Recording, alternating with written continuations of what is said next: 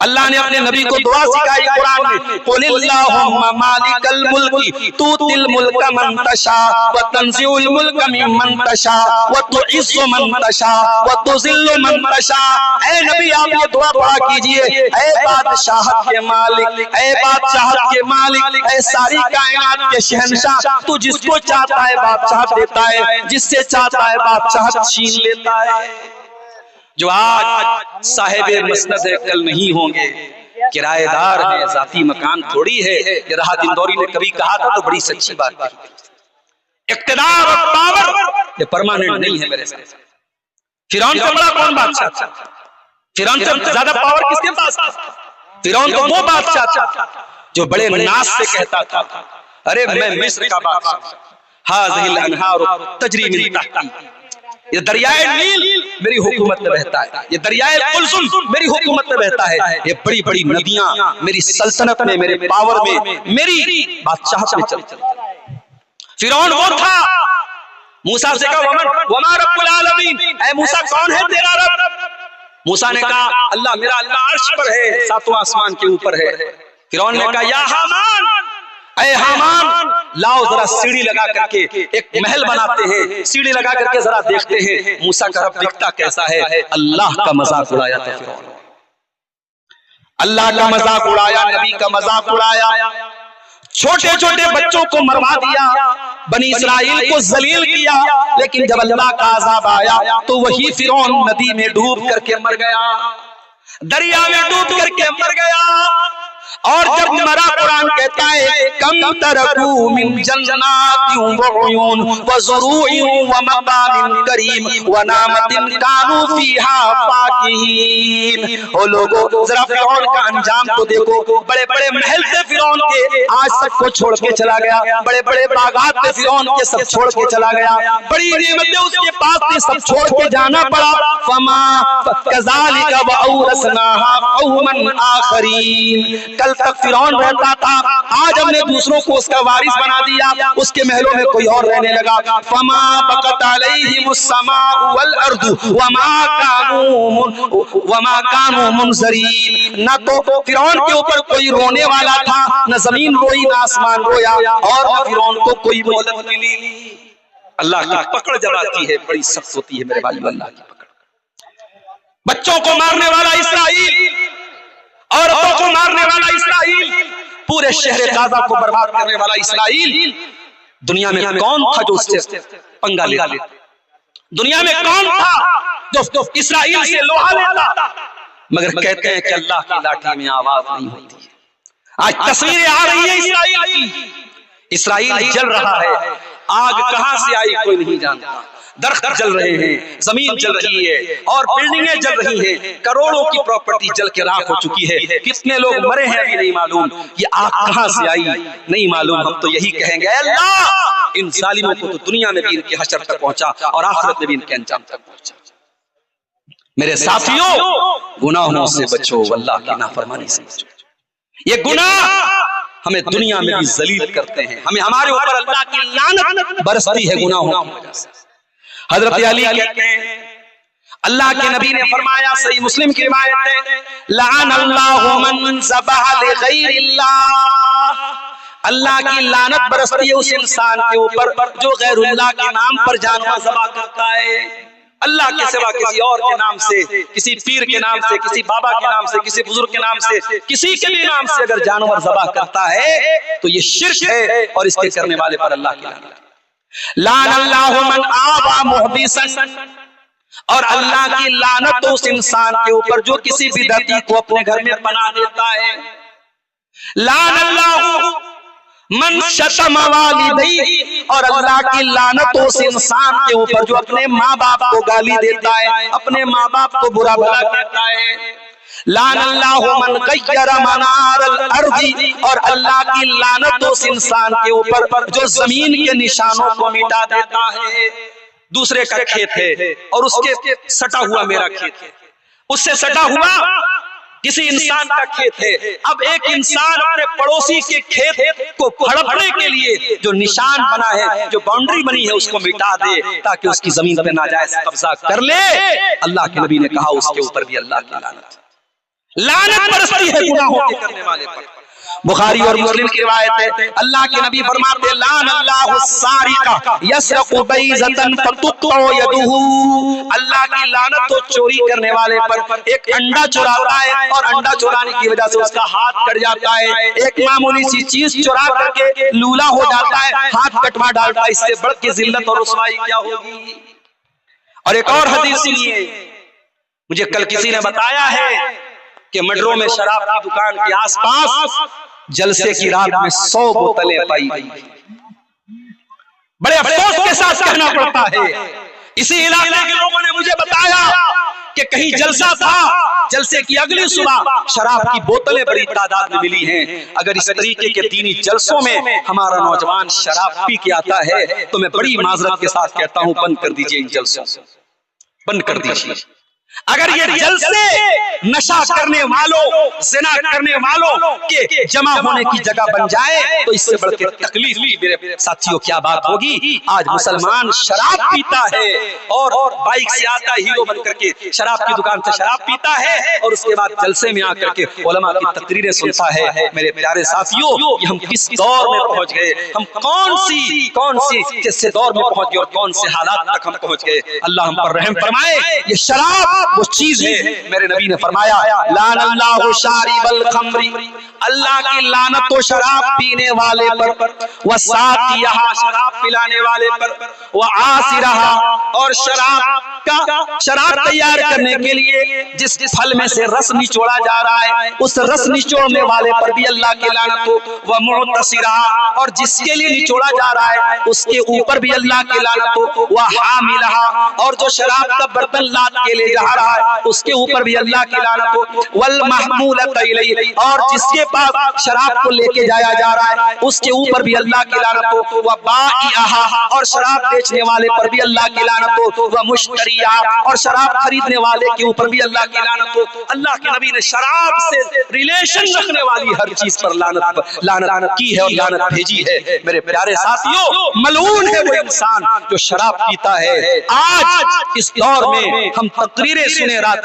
पर और हमारे समाज में अगर शराबियों की तादाद में बढ़ोतरी हो रही है तो मेरे प्यारे साथियों हमें गौर करने की जरूरत है। पानी कहाँ मर रहा है, कमी कहाँ हो रही है, कोताही कहाँ हो रही है, ये क्यों गुनाहों का बाजार दिन ब दिन बढ़ रहा है, ये गुनाह क्यों नहीं कम हो रहे हैं। मेरे प्यारे साथियों, गुनाहों से लानत बरसती है अल्लाह ताला।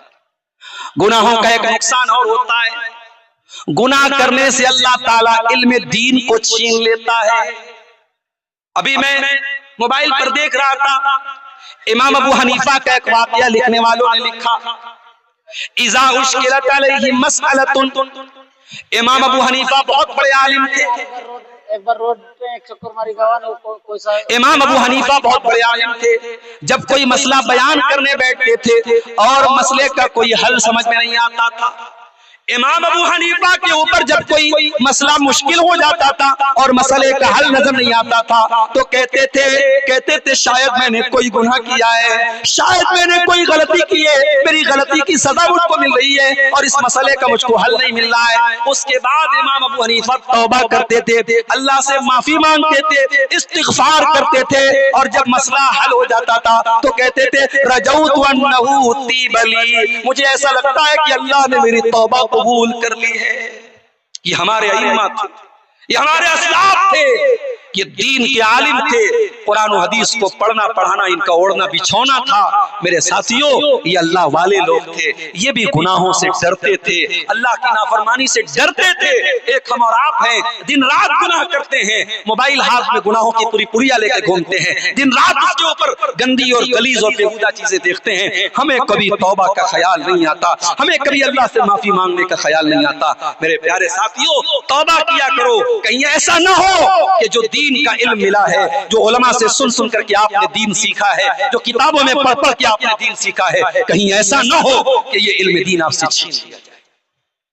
इमाम शाफई रहमतुल्लाह अलैह, अल्लाह की रहमतें नाजिल हो उसके ऊपर, उनके ऊपर बहुत बड़े आलिम थे, बहुत बड़े इमाम थे। इमाम शाफई कहते हैं शकौतु इला वकीइन सुअ हिफ्ज़ी फअरशदनी इला तरकिल मासी। امام شافعی کے استاد تھے امام وقی، بہت بڑے وہ بھی عالم تھے، محدث تھے۔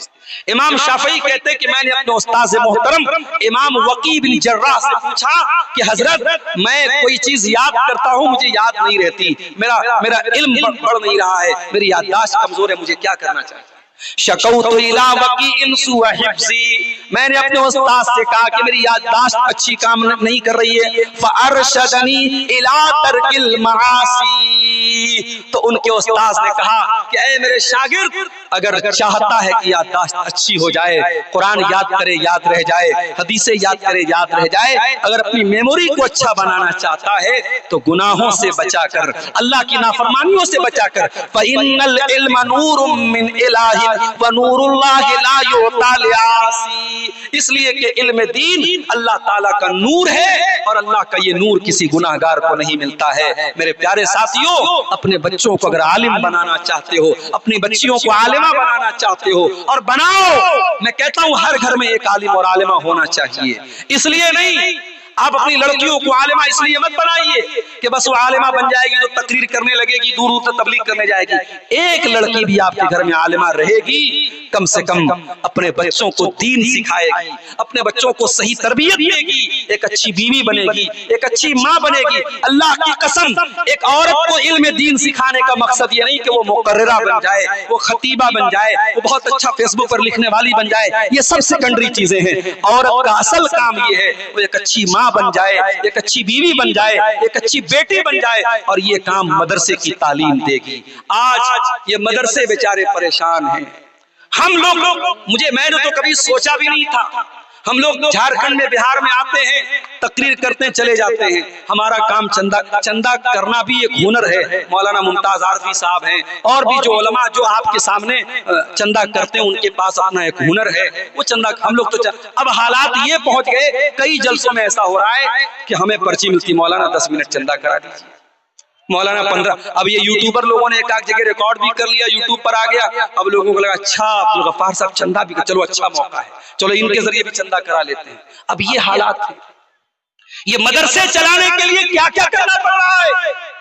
ساؤتھ میں، کرناٹک میں رمضان میں تھا، مسجد میں نماز پڑھنے کے لیے جاتا تھا، کوئی جھارکھنڈ سے آ رہا ہے، کوئی بنگال سے آ رہا ہے، کوئی بہار سے آ رہا ہے، مولانا صاحب آپ مجھے پہچانتے ہیں؟ میں نے کہا اللہ کے واسطے بھائی مجھے معاف کرو، میں کسی کو نہیں پہچانتا۔ اب وہاں لوگ اپنی اپنی پہچان کروا رہے ہیں، اب وہاں اعلان کر رہے ہیں کہ صاحب میں فلاں مدرسے سے آیا، میں فلاں مدرسے سے آیا، ایک ٹائم میں 7 8 سفیر چندہ کر رہے ہیں، اور بیچارے گھر سے دور سینکڑوں کلومیٹر کا سفر طے کر کے گلی گلی نگر نگر ٹھوکریں کھا رہے ہیں، خاک چھان رہے ہیں، اور اس کے بعد چند ہزار ان کو چندہ ملتا ہے۔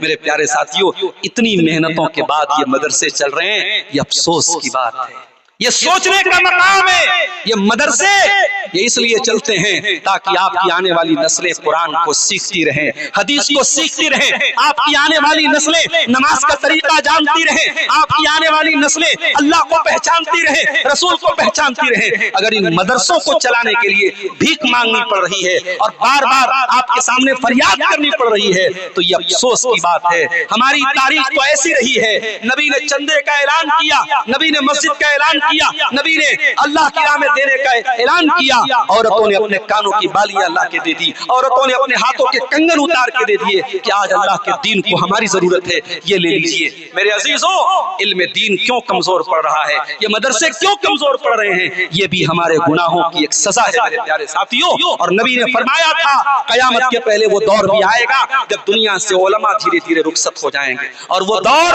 ہم دیکھ رہے ہیں۔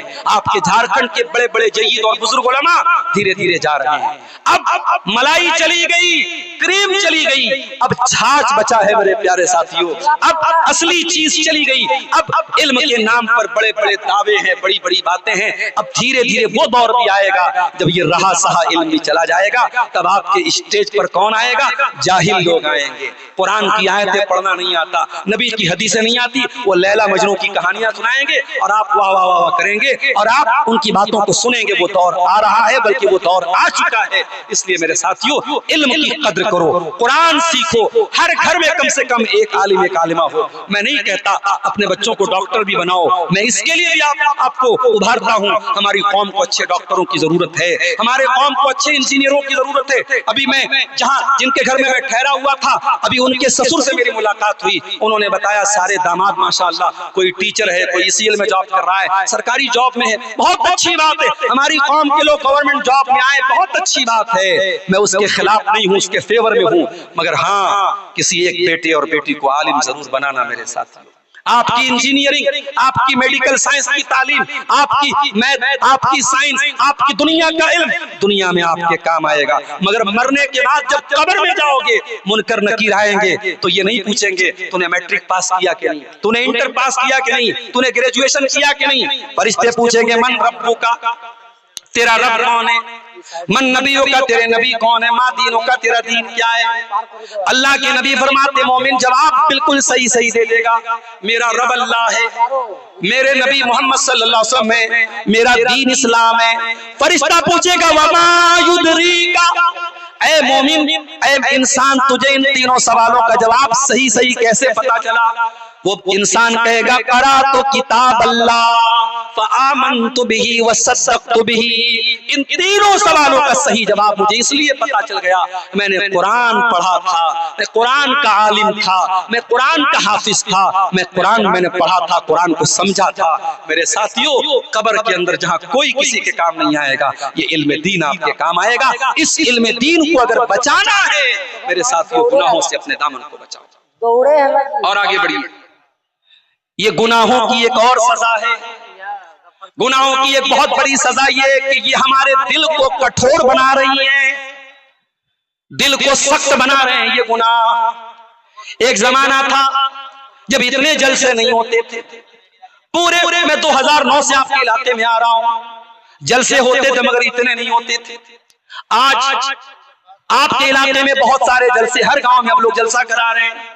اگلے سال کا ٹائم مجھ سے لیا جا چکا ہے بغیا کے لیے, اور ابھی آج حافظ شفیق صاحب نے ٹائم لیا خرد منگین مدرسے کے لیے. اگلے سال, ابھی 1 سال بعد کون زندہ رہے گا, میں خود رہوں گا کہ نہیں رہوں گا, کیا گارنٹی ہے میرے بھائی. اتنے جلسے ہو رہے ہیں مگر برائی میں کوئی کمی ہو رہی ہے, نہیں ہو رہی.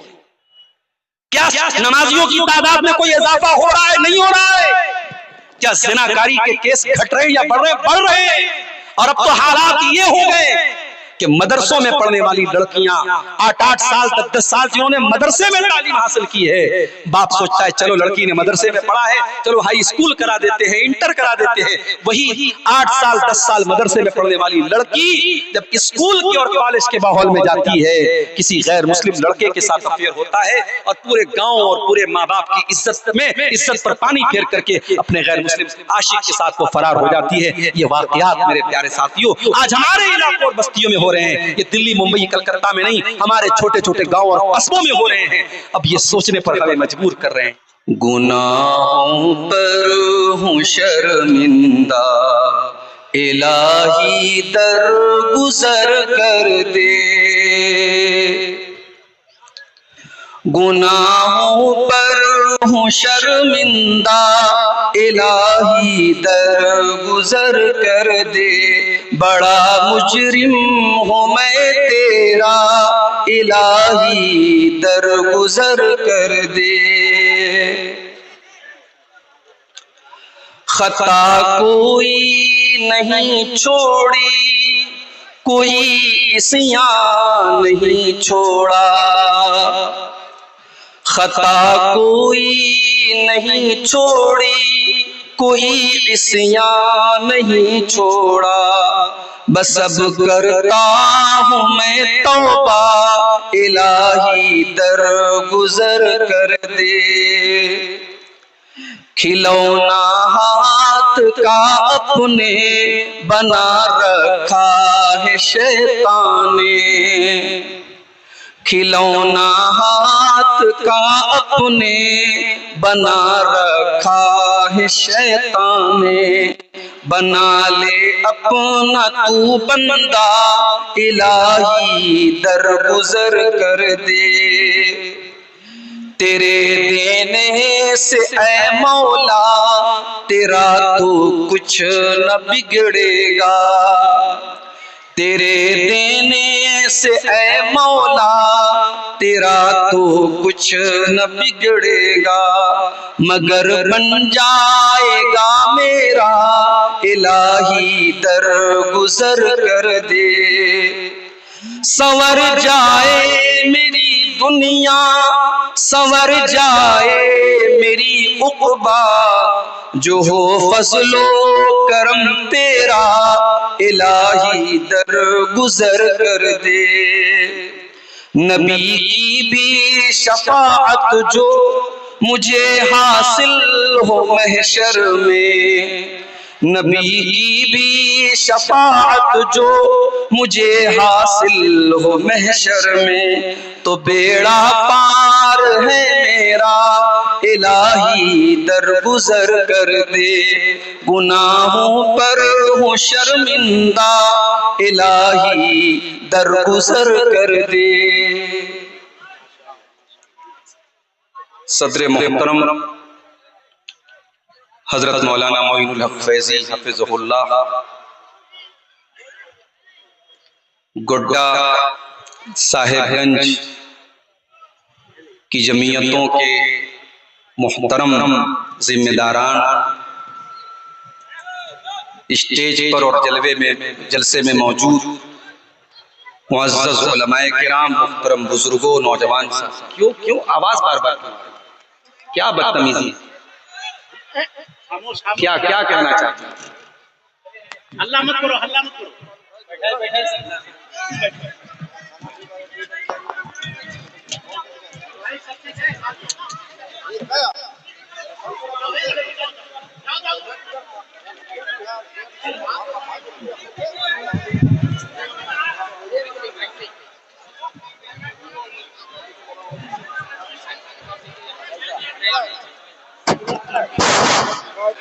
اسٹیج بائیں سائڈ میں جتنے حضرات کھڑے ہیں وہ پیچھے چلے جائیں۔ دوسری بات کہ جو حضرات یہاں سامنے اسٹیج کے سامنے کرسیوں پر بیٹھے ہوئے ہیں وہ اپنی کرسیوں کو پیچھے کر لیں تاکہ ہمارا پروگرام بہترین طریقے سے، منظم طریقے سے آگے بڑھ سکے۔ محترم حضرات، اندرچک کے اس پروگرام کا آج دوسرا دن ہے اور خطبہ کی ایک لمبی فہرست موجود ہے۔ فجر تک یہ پروگرام چلے گا، آپ سکون سے بیٹھے رہیں۔ میں اپنی مجبوریوں کی وجہ سے چونکہ مجھے جلدی نکلنا ہے آج، اس لیے عام طور سے اس وقت آپ کے سامنے تقریر کے لیے حاضر نہیں ہوتا ہوں، مگر حاضر ہوا ہوں، اور گھڑی کی چلتی ہوئی سوئی کا ایک سیکنڈ بہت قیمتی ہے۔ مجھے بہت لمبا سفر یہاں سے بھی کر کے نکلنا ہے بائی روڈ، اس لیے بڑے ادب سے آپ سے گزارش ہے جلسے کا جو وقار ہے اس کو برقرار رکھیے، سکون سے بیٹھیے۔ جلسے میں آپ آئے ہیں اس کو گھومنے پھرنے کا، مارکیٹ میں بیٹھ کر کے کھڑے ہو کر کے کھانے پینے کا، نظر بازی کا اڈا مت بنائیے۔ یہ پنڈال بنا ہے آپ کے لیے، علماء آئے ہیں آپ کے لیے، آپ کو سنانے کے لیے۔ آپ آئیے، دین کی باتوں کو سنیے اور پھر ان پر عمل کرنے کی کوشش کیجیے۔ اللہ تعالی ہم سب کو اس کی توفیق عطا فرمائے۔ ہاں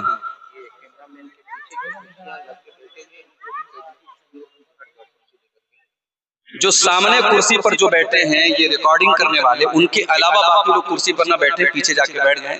پیچھے والوں کو شاید کچھ دقت آ رہی ہے، آپ لوگ سب کا خیال کریں۔ میرے بھائیوں، میں نے جو آیت کریمہ آپ کے سامنے پڑھی ہے خطبہ مسنونہ کے بعد، اس آیت میں اللہ تعالیٰ نے ایک حقیقت بیان کی ہے کہ کائنات میں جو بھی مصیبتیں آتی ہیں وہ ہمارے گناہوں کی پاداش میں آتی ہیں، ہمارے گناہوں کی سزا کے طور پر۔ فرمایا وَمَا أَصَابَكُم مِّن مُّصِيبَةٍ فَبِمَا كَسَبَتْ أَيْدِيكُمْ، میرے بندو تمہارے اوپر جو بھی مصیبتیں آتی ہیں وہ تمہارے اپنے ہاتھوں کی کرتوت کا نتیجہ ہے، تمہاری اپنی حرکتوں کا نتیجہ ہے۔ وَيَعْفُو عَنْ كَثِيرٍ، اور اللہ تمہارے سارے گناہوں کی سزا نہیں دیتا ہے، بہت سارے گناہوں کو تو معاف کر دیتا ہے۔ جتنی سزا دیتا ہے وہ بھی بہت کم گناہوں کی سزا دیتا ہے، سارے گناہوں کی سزا اللہ نہیں دیتا ہے۔ اگر سارے گناہوں کی سزا دے دے تو شاید پھر روئے زمین پر کوئی سانس لینے والا باقی نہیں بچے۔ میرے بھائیوں، گناہ، معصیت، نافرمانی، فسق و فجور جس کو شریعت نے کہا ہے، یہ بڑی ہی نقصان دہ اور بڑی ہی خطرناک چیز ہے۔ اسی لیے گناہوں کو کبھی ہلکے میں نہیں لینا چاہیے۔ ایک انسان گناہ کا صدور اس سے ہو بھی جائے، انسان ہے، الانسان مرکب من الخطأ والنسیان، ہے تو ہم آدم کی اولاد، خطا اور نسیان ہماری فطرت میں شامل ہے، ہم سے خطائیں ہو سکتی ہیں، ہم سے بھول اور چوک ہو سکتی ہے، لیکن خطا ہونے کے بعد، غلطی ہونے کے بعد انسان اگر اپنی غلطی پر ڈٹا رہے، اپنے گناہ پر ڈٹا رہے، اپنے گناہ کی وکالت کرے، اپنے گناہ کی دلیلیں دے، تو یاد رکھو میرے پیارے ساتھیوں، یہ ہمارے باپ آدم کی روش نہیں ہے، یہ ابلیس کا طریقہ ہے۔ حضرت آدم علیہ السلام سے بھی خطا ہوئی، جس جنت کے درخت کے قریب جانے سے اللہ نے منع کیا تھا، اور ایسا بھی نہیں کہ اس درخت کو کھانے کے بغیر آدم علیہ السلام کا کوئی نقصان تھا، آرام سے جنت میں رہ رہے تھے، اللہ نے جنت میں ہر قسم کی نعمتیں ان کو دے رکھی تھی، اور یہ بھی فرمایا تھا کہ اے آدم، جنت میں تمہیں اللہ تعالیٰ ایسی نعمتیں دے گا، لا تجوع فیہا ولا تعرا، نہ تو جنت میں تمہیں بھوک کا احساس ہوگا، نہ تم کبھی تمہارے بدن سے کپڑے اتریں گے، نہ تمہیں کبھی بھوک کا احساس ہوگا، نہ کبھی تمہارے بدن سے کپڑے اتریں گے، اور نہ تمہیں کبھی پیاس لگے گی، نہ کبھی گرمی لگے گی۔ تمام قسم کی نعمتیں تم کو جنت میں مل رہی ہیں، بس ایک درخت ہے، پیڑ ہے، تم اس کے قریب نہیں جاتے۔ آدم علیہ السلام شیطان کے بہکاوے میں آ گئے، ہمارے باپ آدم بھی آ گئے، ہماری ماں حوا بھی آ گئی، اور دونوں سے غلطی ہو گئی۔ قرآن کہتا ہے جب دونوں سے غلطی ہو گئی اور انہوں نے جنت کے اس درخت کو کھا لیا جس کے قریب جانے سے اللہ نے منع کیا تھا، فَبَدَتْ لَهُمَا سَوْآتُهُمَا، تو سب سے پہلا نقصان یہ ہوا کہ دونوں ننگے ہو گئے۔ گناہ کا سب سے پہلا نقصان یہ ہوا کہ دونوں کے بدن سے کپڑے اتر گئے، دونوں کے بدن سے کپڑے اتر گئے، دونوں ننگے ہوئے۔ نقصان دیکھو گناہ کا، ہمارے باپ آدم، ہماری ماں حوا جنت میں ہیں اور بدن سے کپڑے اتر گئے۔ قرآن کہتا ہے فَطَفِقَا يَقْصِفَانِ عَلَيْهِمَا مِنْ وَرَقِ الْجَنَّةِ، دونوں جنت کے پتوں سے اپنی شرمگاہ کو ڈھانپنے لگے، یعنی ننگا رہنا نہ آدم کو گوارا نہ حوا کو گوارا۔ ننگا رہنا یہ آدم اور حوا کی اولاد کی فطرت نہیں، یہ شیطان کے پلوں کی فطرت ہے، یہ آدم کی فطرت نہیں، یہ حوا کی فطرت ہے، جنہیں ننگے رہنے میں مزہ آتا ہے، جو سوشل میڈیا پر اپنی ننگی تصویریں ڈالتے ہیں، یہ ڈالتی ہیں، اللہ کی قسم ان کے اندر اسلام چھوڑ دو، ایمان چھوڑ دو، انسانیت بھی نہیں ہے۔ اگر آدم کی سچی اولاد ہوتے، اگر واقعی میں آدم کے طریقے پر ہوتے اور حوا کے طریقے پر ہوتے تو ننگے پن کو کبھی پسند نہ کرتے۔ آدم اور حوا دونوں جیسے ہی بدن سے کپڑے اترے، دونوں اپنی شرمگاہ کو ڈھانپنے لگے۔ اللہ نے فرمایا أَلَمْ أَنْهَكُمْ عَنْ تِلْكُمَا الشَّجَرَةِ، اے آدم اے حوا، کیا میں نے تم کو منع نہیں کیا تھا کہ اس پیڑ کے قریب نہ جانا، ورنہ تم شیطان کے ساتھی بن جاؤ گے، شیطان کے دوست بن جاؤ گے۔ دونوں کو اپنی غلطی کا احساس ہوا، دونوں نے اللہ سے دعا کی، ربنا ظلمنا انفسنا وان لم تغفر لنا وترحمنا لنكونن من الخاسرین، پروردگار ہم سے غلطی ہو گئی، ہم نے اپنی جان پہ ظلم کر دیا۔ کیا دعا ہے، کیا ارے یہ نبیوں کی دعائیں جو قرآن میں آئی ہیں، کبھی موقع ملے تو ان دعاؤں پر غور کرو کہ نبیوں نے کتنے پیارے انداز میں دعا مانگی۔ ہم اور آپ توبہ کرتے ہیں، کیا کہتے ہیں؟ اللہ غلطی ہوگی معاف کر۔ آدم نے کیسے توبہ کی؟ ربنا ظلمنا انفسنا، اے اللہ ہم دونوں نے یہ غلطی کر کے کسی اور کا نقصان نہیں کیا، ہم نے اپنا نقصان کیا ہے۔ ربنا ظلمنا انفسنا وان لم تغفر لنا وترحمنا لنكونن من الخاسرین۔ اے اللہ اگر تو نے نہیں بخشا اور تو نے رحم نہ کیا تو ہم سے زیادہ خسارہ اٹھانے والا کوئی نہ ہوگا۔ یہ طریقہ آدم کا، توبہ کرنا، اللہ سے معافی مانگنا، اپنے گناہ پر شرمندہ ہونا۔ اللہ نے آدم کی توبہ قبول کی۔ اور شیطان کا کیا طریقہ تھا؟ اللہ نے حکم دیا ہے فرشتوں تم آدم کو سجدہ کرو۔ فرشتوں کے ساتھ ابلیس بھی رہتا تھا۔ ابلیس کوئی فرشتہ نہیں تھا، جنات میں سے تھا، جن تھا، مگر وہ بھی فرشتوں کے ساتھ رہتا تھا۔ اس نے سجدہ نہیں کیا، سجدہ نہیں کیا اس وقت۔ اللہ نے پوچھا کیوں نہیں سجدہ کر رہے ہو؟ جب میرا حکم ہے تو تم سجدہ کیوں نہیں کر رہے ہو؟ ما منعک ان تسجد، اے ابلیس تو سجدہ کیوں نہیں کر رہا ہے آدم کو جس کو میں نے اپنے ہاتھ سے پیدا کیا؟ قال انا خیر منہ خلقتنی من نار وخلقته من طین۔ ابلیس نے معافی نہیں مانگی، شرمندہ نہیں ہوا، توبہ نہیں کی، دلیل دینے لگا، کہا کہ اے اللہ میں آدم سے بہتر ہوں، میں بہتر ہوں آدم سے، تو نے مجھے آگ سے پیدا کیا اور آدم کو مٹی سے پیدا کیا، میں اس کو سجدہ کیوں کروں؟ ایک بات بولوں، اللہ کا حکم آ جائے تو دلیل مت دیا کرو، اللہ کا حکم آ جائے تو عقل مت لگایا کرو، اللہ کا حکم آ جائے تو منطق مت لگایا کرو، رسول کا حکم آ جائے تو لاجک مت پیش کیا کرو۔ اللہ اور اس کے رسول تمہاری لاجک کے محتاج نہیں ہے۔ اللہ اور اس کے رسول کا حکم آ جائے تو مومن کی شان کیا ہے؟ انما کان قول المؤمنین اذا دعوا الی اللہ ورسولہ لیحکم بینہم ان یقولوا سمعنا واطعنا۔ اللہ کا فیصلہ آ جائے، رسول کا فیصلہ آ جائے تو مومن کی زبان سے بس ایک ہی لفظ نکلنا چاہیے، ہم نے سن لیا اور مان لیا۔ کبھی بھی قرآن کے مقابلے میں، حدیث کے مقابلے میں، نص کے مقابلے میں اپنی عقل، اپنی لاجک پیش مت کیا کرو۔ تمہاری عقل قرآن و حدیث کے تابع ہونی چاہیے، قرآن و حدیث کو اپنی عقل کے تابع کرنے کی کوشش مت کرنا، یہ شیطان کا کام ہے۔ ایک بات اور پتہ چلی، یہ جو ایگو ہوتا ہے جس کو ہندی میں اہنکار بولتے ہیں، اردو میں تکبر بولتے ہیں، یہ ایگو، یہ اہنکار، یہ تکبر، یہ اپنے آپ کو بڑا سمجھنا، یہ ابلیس کا طریقہ ہے، یہ ابلیس کی سنت ہے۔ اگر کوئی تکبر کرتا ہے وہ یاد رکھے اس دنیا میں سب سے پہلے اگر کسی نے تکبر کیا تو ابلیس نے کیا۔ یہ جو میں یہ ہوں، میں وہ ہوں، میری بلڈنگ، میری دولت، میرا بزنس، میرا پیسہ، میرا عہدہ، میرا اقتدار، میری کرسی، میرا پاور، یہ میں کرنا، یہ ہر دور میں ظالموں کا طریقہ رہا ہے، فرعون کا طریقہ رہا ہے، قارون کا طریقہ رہا ہے، ابو جہل کا طریقہ رہا ہے، ابو لہب کا طریقہ رہا ہے۔ اللہ کے نیک بندے میں نہیں کرتے، انا نہیں کرتے، ایگو نہیں کرتے۔ اللہ کے نیک بندے کیسے ہوتے ہیں؟ قرآن کہتا ہے وَعِبَادُ الرَّحْمَنِ الَّذِينَ يَمْشُونَ عَلَى الْأَرْضِ ہَوْنًا۔ میرے نیک بندے وہ ہیں جو زمین پر نرم چال چلتے ہیں، جو زمین پر عاجزی کے ساتھ چلتے ہیں، تواضع کے ساتھ چلتے ہیں۔